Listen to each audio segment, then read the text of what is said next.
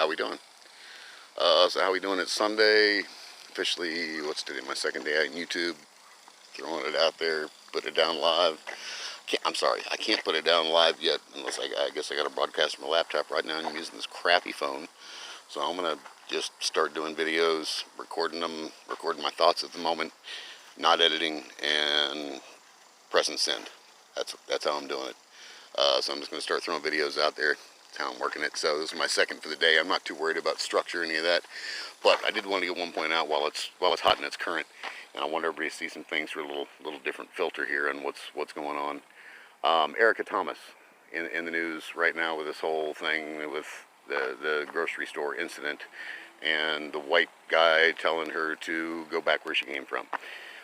That's the accusation that's out there. There was a press conference. The guy shows up, and he's about half her size, and he seems to be very well spoken, and he says a totally different version of how things went down, and that she was actually the aggressive one and the one in the wrong, and he was being maybe more concerned than most citizen in the situation. He noticed her in the line with too many items, and as he went around her and went over to get his groceries in the empty lanes that she had passed, he inquired to the clerks why didn't they do anything about the fact she obviously had more items in her cart than the express lane said and was posted.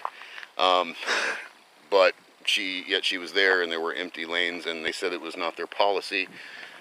This is his version of it, that it was not their policy to actually say anything to people when they broke at least those rules.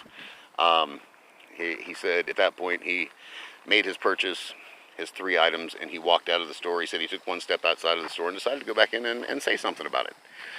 So he said he went back up to the lady and said, "Hey, I'm not trying to be rude." He said that was the first thing he was trying to say, but why are you doing this?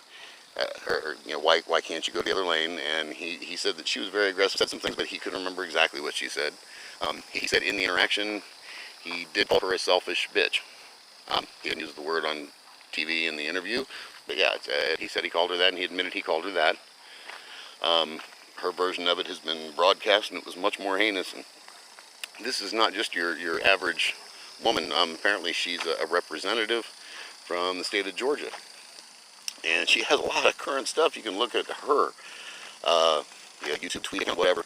I think a tweet I looked up, and man, like the day before that, she had been really a little butthurt about a lot butthurt apparently about the no impeachment vote. She was very open about that. She's a very vocal woman, and I saw some other clips and videos. She seems the clips I saw of the interactions, I can't imagine her version of the story going down. The crying video that she put out, and that's really specifically what I wanted to address. None of this makes sense, and after seeing that a couple of times, it's I guess it's viral right now, so it keeps popping up. And I turned the volume down, and as I just happened to look back and notice, I wasn't hearing what she was saying. I was just seeing her, and here's what she was doing.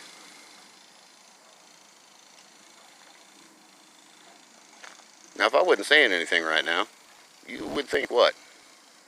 I was telling you to keep quiet. You see it that way? Could be.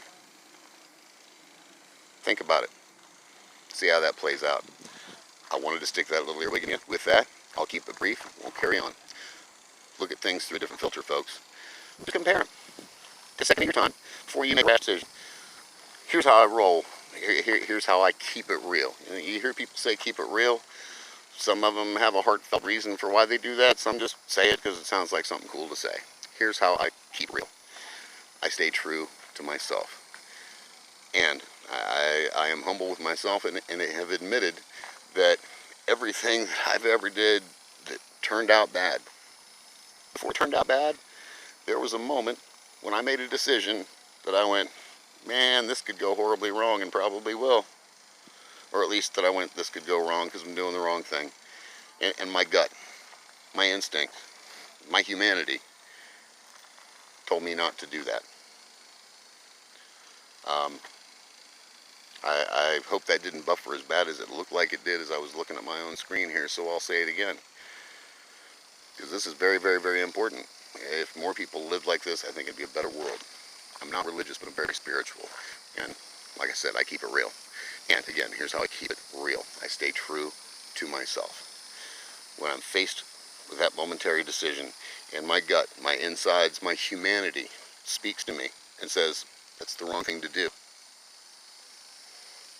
stop. Stay true to yourself.